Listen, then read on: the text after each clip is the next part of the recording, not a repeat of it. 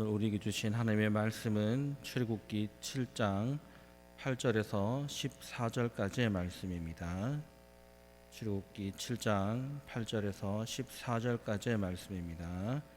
제가 가진 성경으로 구약 90쪽에 있습니다.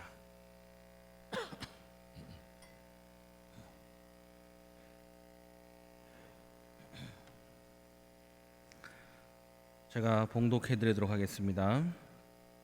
여호와께서 모세와 아론에게 말씀하여 이르시되 바로가 너희에게 이르시기를 너희는 이적을 보이라 하거든 너는 아론에게 말하기를 너희 지팡이를 들어서 바로 앞에 던지라 하라. 그것이 뱀이 되리라. 모세와 아론이 바로에게 가서 여호와께서 명령하신 대로 행하여 아론이 바로와 그의 신하 앞에 지팡이를 던지니 뱀이 된지라. 바로도 현인들과 마술사들을 부르매 그 애굽 요술사들도 그들의 요술로 그와 같이 행하되 각 사람이 지팡이를 던짐에 뱀이 되었으나 아론의 지팡이가 그들의 지팡이를 삼키니라. 그러나 바로의 마음이 완악하여 그들의 말을 듣지 아니하니 여호와의 말씀과 같더라. 여호와께서 모세에게 이르시되 바로의 마음이 완악하여 백성 보내기를 거절하는도다. 아멘. 기도하겠습니다. 하나님 아버지 감사합니다. 오늘도 우리가 예배 드릴 수 있는 이 시간과 이 모든 것을 준비하여 주시고 허락하여 주심을 감사합니다.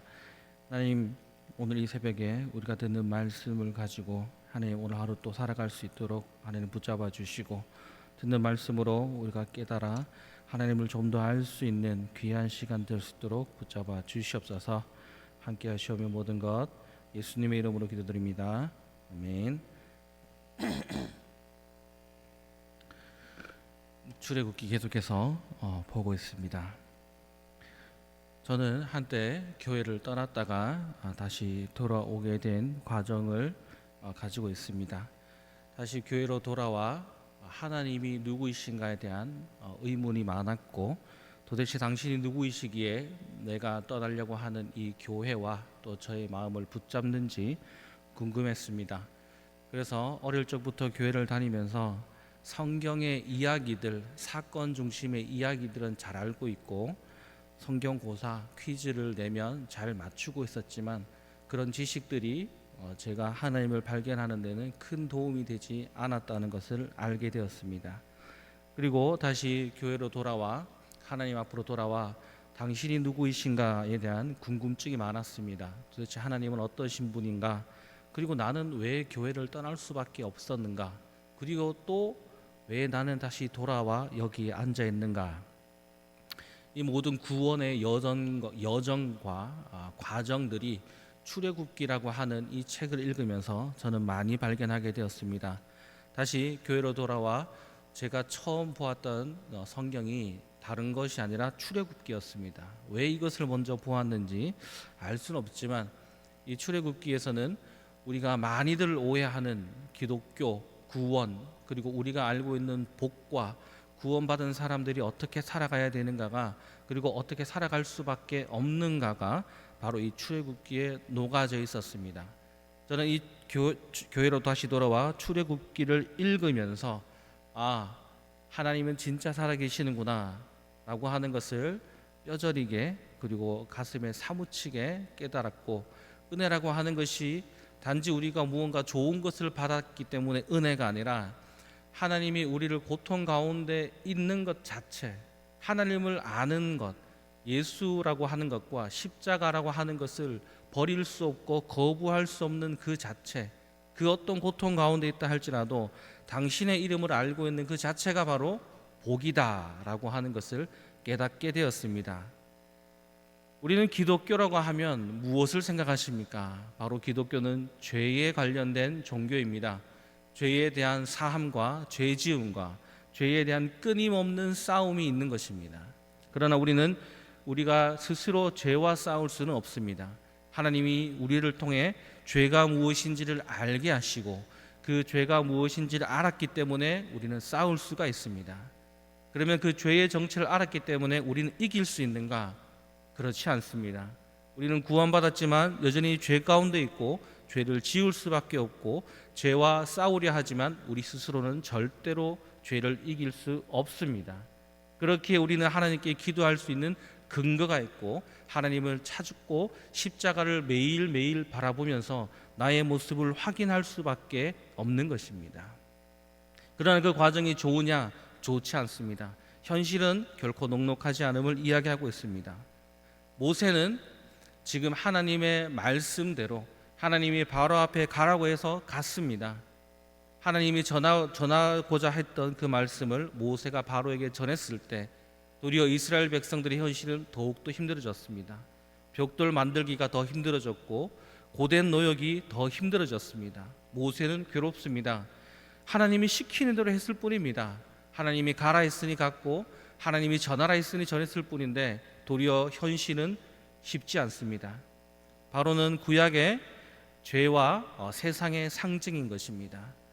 그 괴로운 마음을 가지고 있는데 하나님이 모세에게 또 이야기합니다. 아론과 같이 지팡이를 들고 가라고 합니다.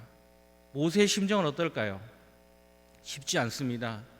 기분 좋게 나아갈 수 없습니다. 또 괜히 갔다가 무슨 일을 당할지 알 수 없습니다. 하나님은 이적을 보이는 것처럼 보이지만 아직 우리가 잘 알고 있는 10가지 재앙은 시작도 하지 않았습니다. 모세와 아론은 괴로운 마음을 가지고 하나님이 가라 하시니 또 바로 앞에 갈 수밖에 없는 것입니다. 바로는 어떤 존재였을까요? 이 당시에 출애굽을 하기 이전 애굽이라고 하는 나라는 우리가 잘 알고 있는 이집트라고 하는 것입니다. 이집트라고 하는 나라는 잘 알겠지만 아주 오래된 문명을 가진 나라이고 이 당시에는 아직 나라들이 출현하였지만 이집트와 같이 강력한 나라가 잘 없었습니다. 아직도 부족 사회고 또한 이스라엘 백성들은 나라라고 말할 수 있는 것조차 없습니다. 따지고 보면 모세는 이스라엘이라고 하는 한 부족, 그렇지만 애굽보다 더 많은 인구를 가졌지만 아직 나라가 갖추어지지 않은, 어찌 보면 모세는 현실적으로 보자면 모세와 아론 둘밖에 없습니다. 싸울 수 있는 무기가 없습니다. 바로는 이집트에 군대가 있습니다. 그리고 나라가 있고요. 제도가 있습니다. 물질이 있습니다. 그러나 모세와 아론은 아무것도 없는 상태에서 하나님이 이야기하십니다. 가라고 이야기하고 있습니다. 기분 좋게 우리의 군대를 가지고 우리의 무기를 들고 바로 앞에 서는 것이 아니라 지팡이 하나 들고 가라고 합니다. 지팡이는 뭘까요? 따지고 보면 아무것도 아닙니다. 단지 그 지팡이는 모세와 아론이 양치기를 했기 때문에 들고 있을 수 있고 어쩌면 나이가 많기 때문에 걷기가 힘들어서 가지고 있었을지도 모릅니다. 모세가 80이고 아론이 83세라고 나와 있습니다. 나이가 많이 들어 그저 내 몸 하나 의지하는 지팡이 없으면 걷기도 힘들 것이고 다른 시각으로 보자면 양을 치기 위해 가졌던 지팡이일 수 있습니다. 그러나 가진 것이 그것밖에 없습니다. 바로의 군대와 바로의 나라에 비하자면 아무것도 아닌 존재인 것이죠. 가라고 합니다. 갈 수밖에 없습니다. 그리고 그 지팡이를 바로 앞에 던질 수밖에 없습니다. 우리는 이런 싸움을 할 수밖에 없습니다.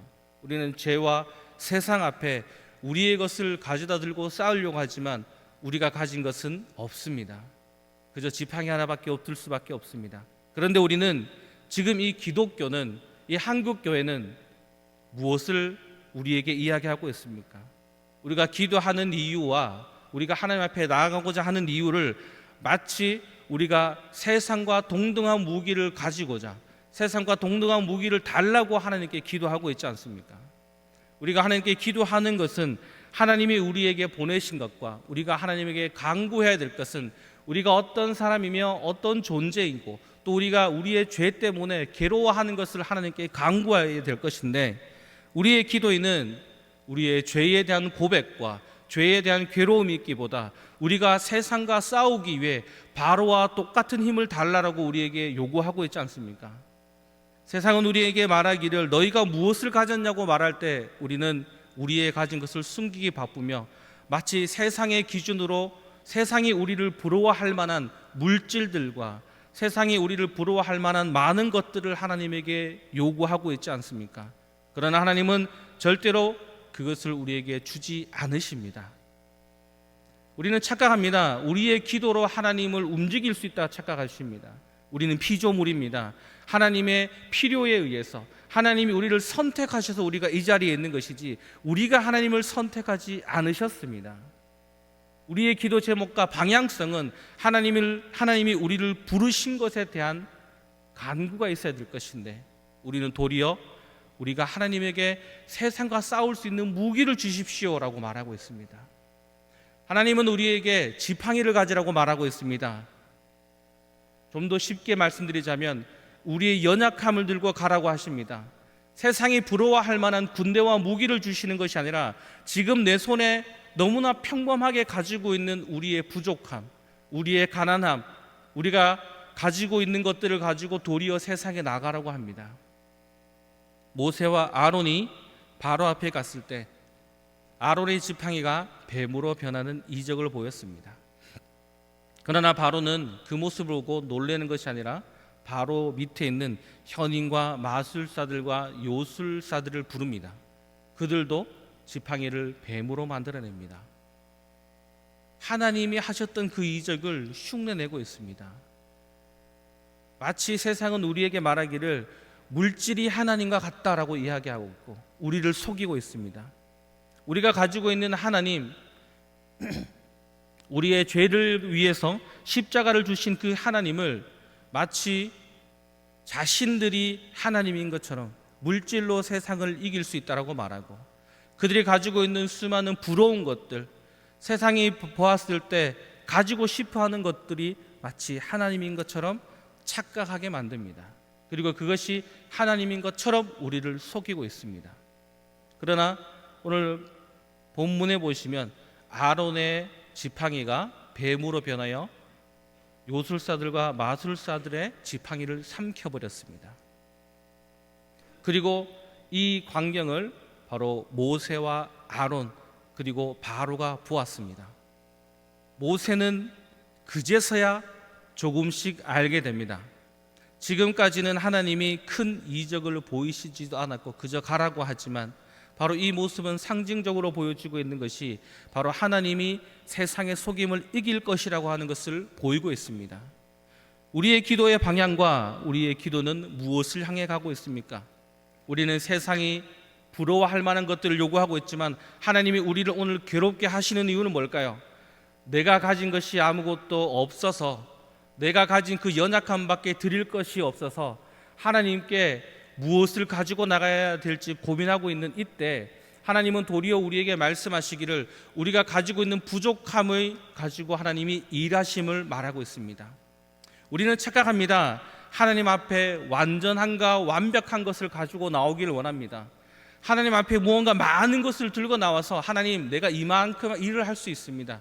내가 하나님 이것을 할 수 있습니다. 내가 할 수 있는 것과 내가 드릴 수 있는 것을 가지고 하나님 앞에 나를 증명하려고 하고 있지만 하나님은 도리어 그것이 필요한 것이 아니라 내가 가지고 있는 부족함, 내가 세상과 나와 싸워서 이길 만한 무기가 아닌 것을 요구하고 있습니다. 지팡이를 가지고 하나님은 뱀을 만드셨고 그 뱀은 바로의 것을 집어삼키셨습니다. 지팡이 그 자체가 힘이 있을까요? 지팡이는 그저 지팡이일 뿐이고 나무일 뿐입니다. 하나님이 그 지팡이를 사용하셨습니다. 모세와 아론은 무엇을 보았을까요?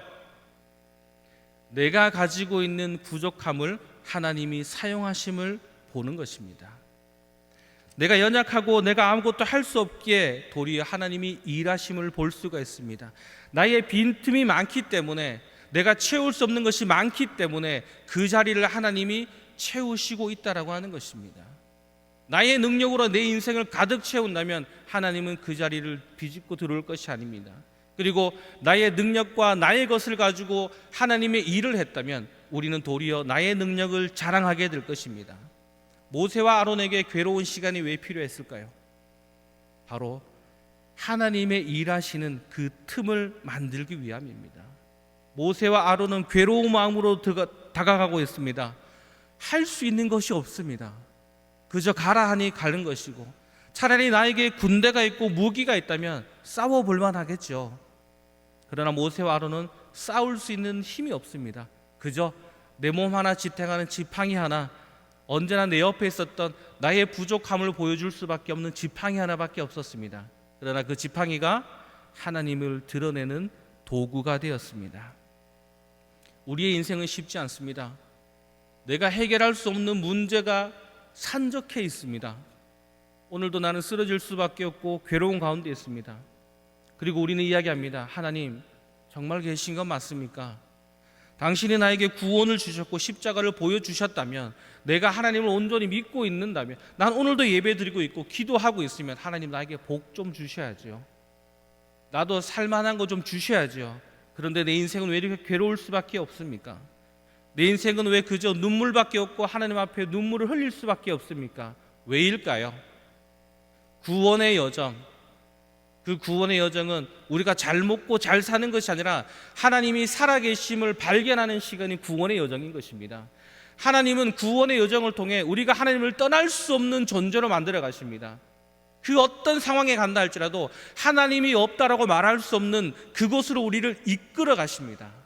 그리고 그것을 언약하셨기 때문에 오늘도 우리를 괴로운 가운데 집어 던지고 있습니다. 잘 먹고 잘 사는 것 그 이상으로 하나님이 우리에게 요구하시는 것이 있습니다. 하나님의 백성됨입니다.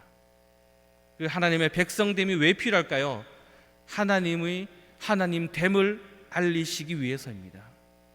그것을 위해서 오늘 하루도 우리를 만들어 가시고 모세와 아론에게 괴로움을 주셔서 그 빈틈을 통해 하나님이 우리와 함께하고 있음을, 이 단순한 지팡이가 하나님의 기적을 나타내는 사건을 보게 하는 것입니다.